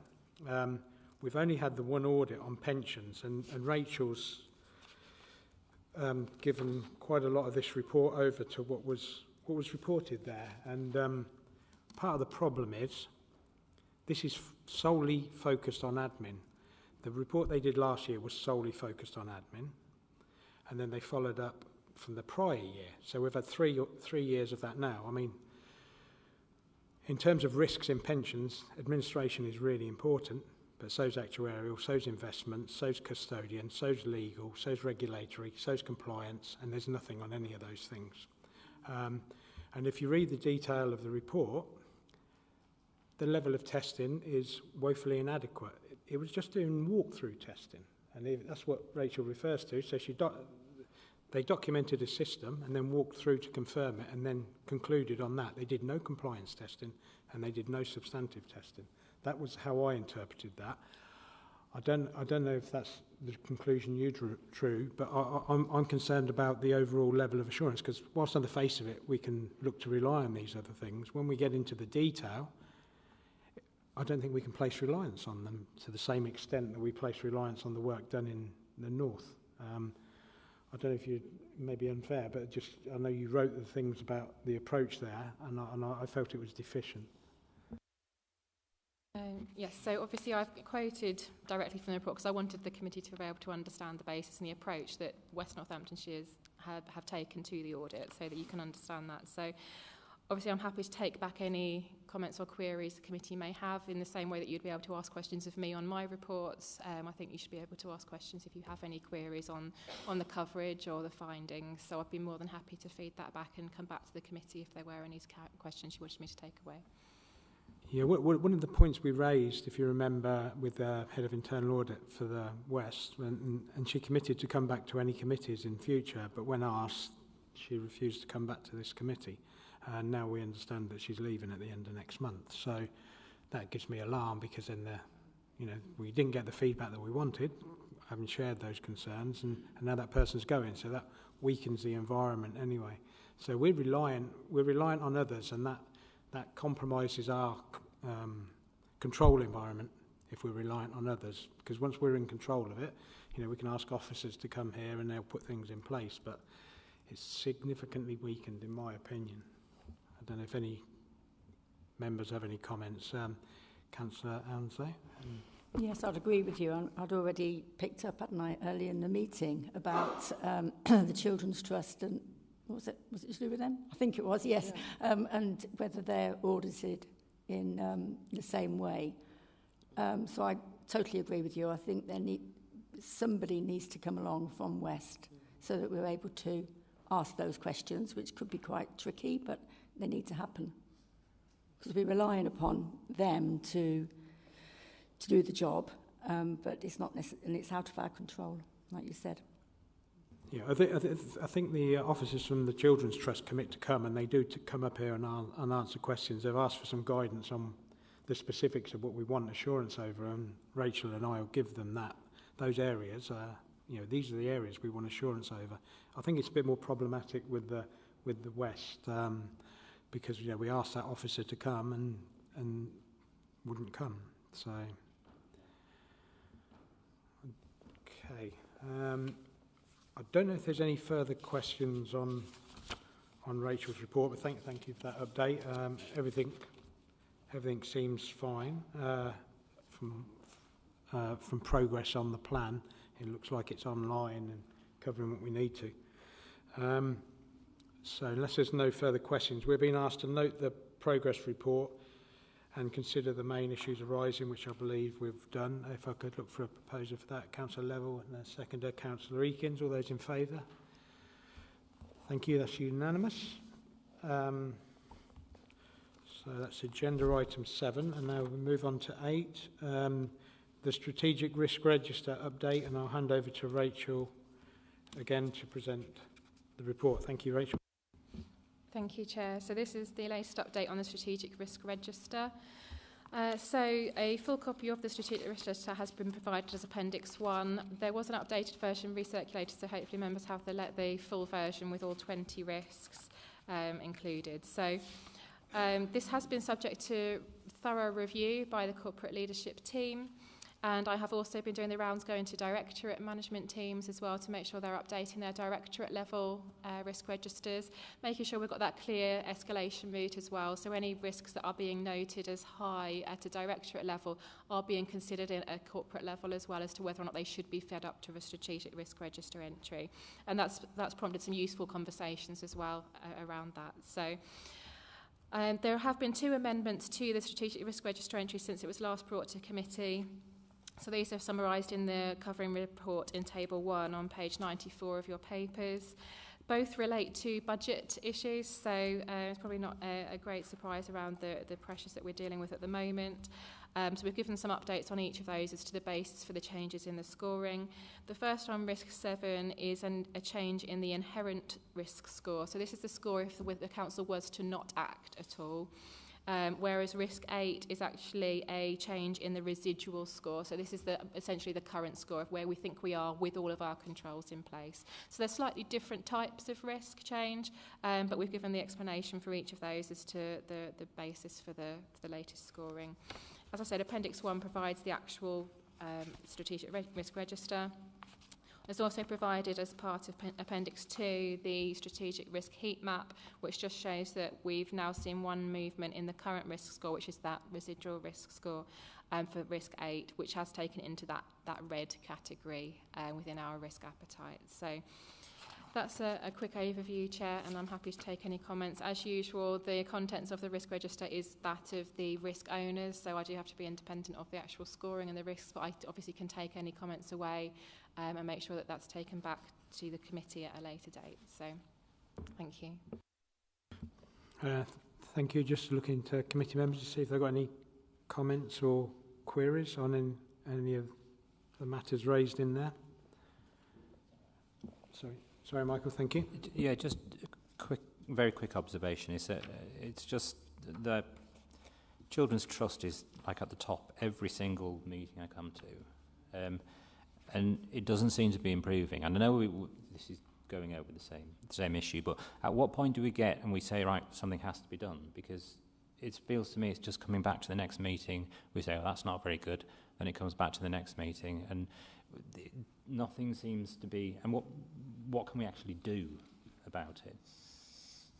Okay, I'll look to Janice here to give us an update on one of the notices that's gone out in relation to the trust, because I think we're limited to an extent. We're a committee with which has certain roles and responsibilities, but we don't have those decision-making powers, which were referred to earlier on in our training. But I think we do serve the purpose of highlighting the issues, and other actions are being taken. I don't know if you could update us on the status of those, Janice. Thank you. Thank you, Chair. Yeah, I mean, we obviously do look at the position of the trust. There's a number of groups that are established under the governance arrangements. So there's an operational commissioning group and a strategic commissioning group of different levels of officers, and also members at the strategic phase that are looking at the position of the trust. And there have been a number of challenges back to the trust. I think the difficulty we face as a local authority is the fact it's a contractual arrangement. So our hands are tied somewhat about what we are able to enforce within the trust. The DFE are quite rightly interested in the outcomes that the trust are achieving, moving from an unsatisfactory position that it was, and improving that. So they're concerned about the outcomes. We'd like the both to be done in tandem.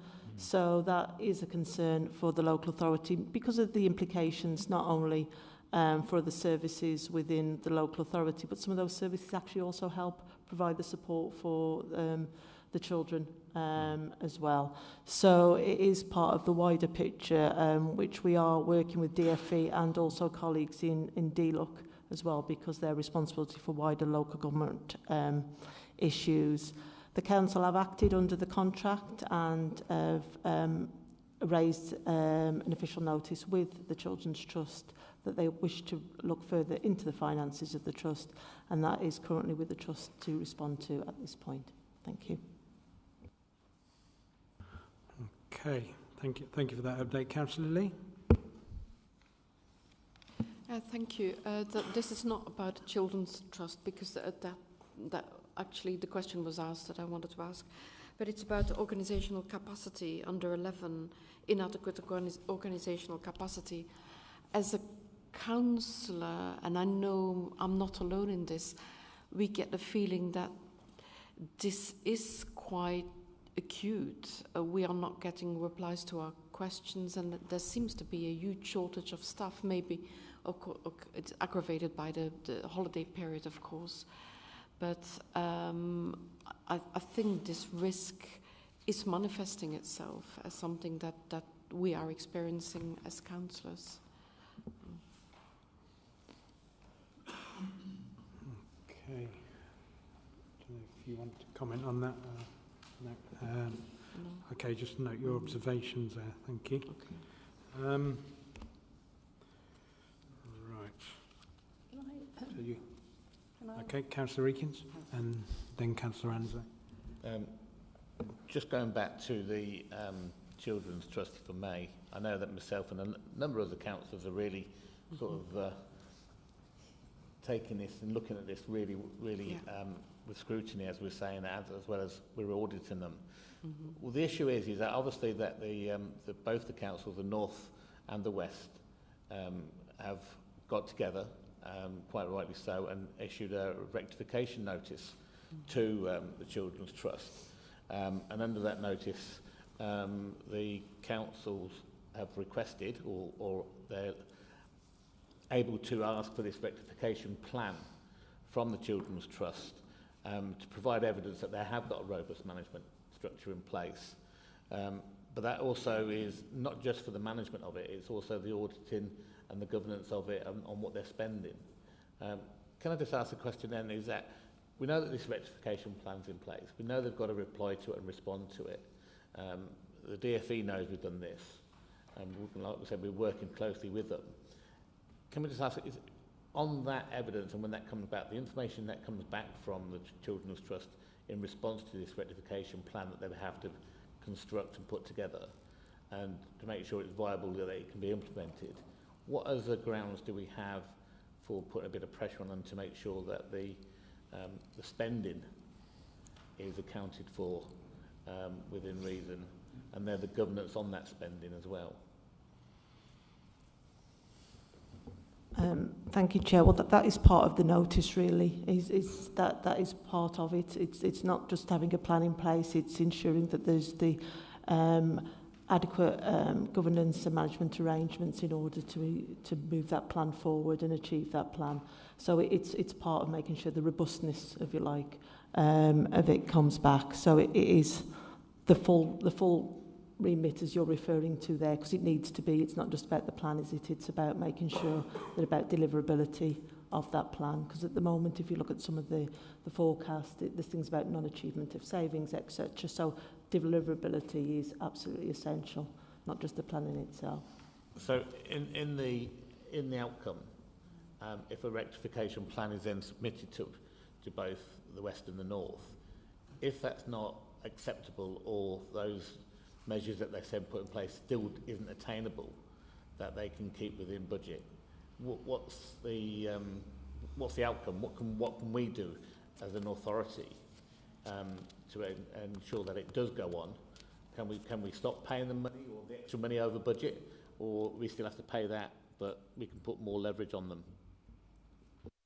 When there is a process that follows through for a rectification notice, so the Trust have so many days to respond, and then the local authorities have to consider that response and then go back accordingly. So there's a little bit of, obviously, discussion that goes through on that. It isn't just a, here you go, this is what we can do, and take it or leave it. There's far more negotiation, discussion that goes on around that. And obviously we want to work with the Trust to make sure that we can achieve these improved outcomes, and we want to achieve value for money as well as part of that. So we've all got a vested interest in trying to make this work, and that's not just the councils and the Trust, it's also the DFE as well. They're working with us, and the Department for Levelling Up and Housing and Communities. So the government departments as well are involved in this. So they're working with us to do this. We're still working under the auspices of the contract. So in terms of our leverage, it will still be in line with the contract. But it is now putting special request further upon that in order for them to actually provide that evidence to us that we can do that. And then if things don't go, or there's more difficulties, then obviously it's issues that will need to be raised with the DFE themselves. Okay, Councillor Ansley, thank you. Thank you. I found this fascinating, particularly page 99. The number of possible things happening that have got a high impact is quite noticeable, actually. But if the one above, obviously you've got the Children's Trust, and then you've got 13 and 16. So 13 is to do with, where are we? Legacy legal claims. mentioned this at a previous meeting, actually. Find that quite worrying that it's possible that those are going to happen. And it says something about there being live documents. So there's something going to come up at some point. And 16, breaches of health and safety responsibilities. That's quite a worry. You wouldn't want, I know all things are possible, but you wouldn't want, I suppose basically what I'm asking is, how do you come to those numbers? Or is that a degree that I need to take? Okay, Rachel, can you just explain the process and the scoring and where they come from and the rigour that's gone through there, please? That would be helpful. Yes, absolutely. So within the risk management strategy, we have our tables which set out the definitions of the different levels of scoring. So there is a copy of that provided as part of this on. So Appendix C gives you the definitions of the impact descriptions. Yeah. And then obviously the likelihood is set out for you in the table on Appendix 3.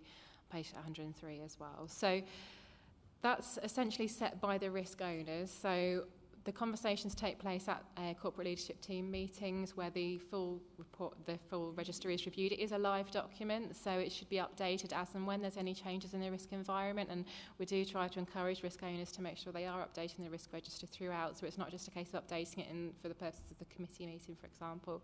And there are obviously actions in those final columns as well that need to be constantly reviewed.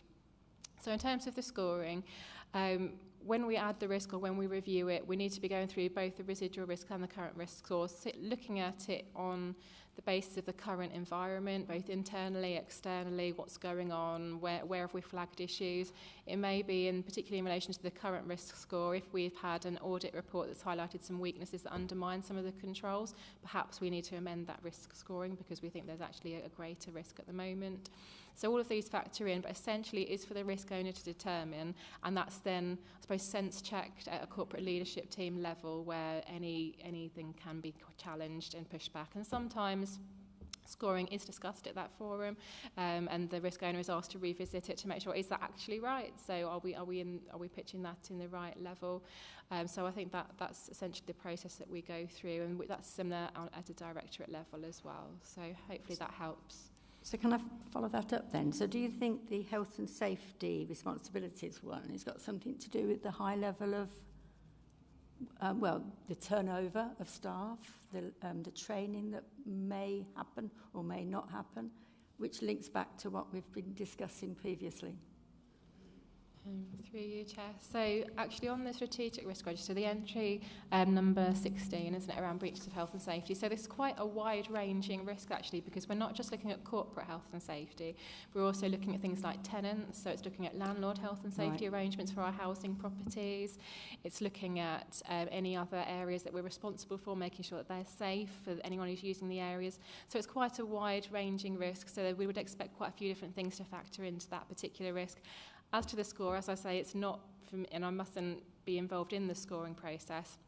And I'm more than happy to take it away and ask for some commentary at the next meeting as to the basis for that scoring, if that would be helpful. But obviously that's just to give a bit of context around the nature of the risk, if that helps. You know, it's up there on the very high impact, and it's possible, which I think, just need to be aware of that, really. Could be a concern. Okay. I think looking at the residual risks, I think the one that moves is the inability to remain within budget. So I think we're seeing those budgetary pressures, and we know where a lot of those tens of millions of pounds come from, and I think that's what's moving us up there. I don't know if there's anything else you want to add about other actions that are being taken. We've heard some things about the rectification notices, and I don't know whether that will bring us back in. It might change some of the governance, but I don't think it will bring us back into the budgetary control. So I think that to me seems like it's red and it's likely to stay there. That's my sense. I don't know if you've got anything to add there, Janice. Yeah, I mean, the Children's Trust is obviously something that's quite an issue for us as a local authority, but wider than that, there's the economic impact that we're seeing through inflation. It hasn't come down quite as what had originally been anticipated when the Office for Budget Responsibility were putting together the funding regime for local government coming into this year. So we are seeing greater challenges through that. We're also seeing, and I'm glad I've got Marie here as well, the impact about the pay award, and that has not been accepted yet, and I believe we're waiting for the union ballots to come through the results of that. So there may be further issues around the pay award. We know it's already exceeded the budget envelope that we do have for it. It's just how far that may exceed it depending on what subsequent action and agreement comes out on that. So we are awaiting that, and we're likely to be well into this financial year before we have any further information on that. I think what we do draw comfort from is that we have established reserves for the authority in order to give us that resilience and to give us that breathing space to make the corrections. What we don't want to do is though draw on that reserves too much, because it takes away that resilience for future years and thinking about how we need to plan that. So even when looking forward, we always look to see how we could replenish reserves if we are using them. I think for this financial year, 23-24, we're being hit by those impacts as I've mentioned previously, but we also need to think about how we manage the financial position for the year and how we can think about what we can do to improve the financial position so that we can try to reduce or limit the impact on the authorities' reserves as well, so we can try and bring that underspend down. So that means looking at all the non-essential items of spend that we may have and their appropriateness and whether we need to be able to continue them. And that isn't... obviously, we want to make sure that services still continue to happen. That will obviously be our priority, and that will be where it starts to link into the essential side. But what we do need to look at is all elements of spend and how we can perhaps tighten our belts, as it were, in this financial year to try and help bring the budget back more to balance. It is quite an ask, but we are working with colleagues across the corporate leadership team and our directorates to see how we can try to manage that position down. But again, it's one of the reasons that we do need to constantly be challenging the Children's Trust because of the implications that it has back onto the wider authority. But we are required, ultimately, to balance our budget. So that is where we have to go. Thank you. Okay, thank you. We've been asked to note the risk management update. Could I have a proposer for that, please? Councillor Eakins, a seconder. Councillor Level. All those in favour, please show. Thank you. That's unanimous. Which brings us on to whether there's any other business that needs to be raised, which there's none. And I'll close the meeting at 16:08. Okay, thank you for attendance and thank you for officers for turning up and advisors. Thank you.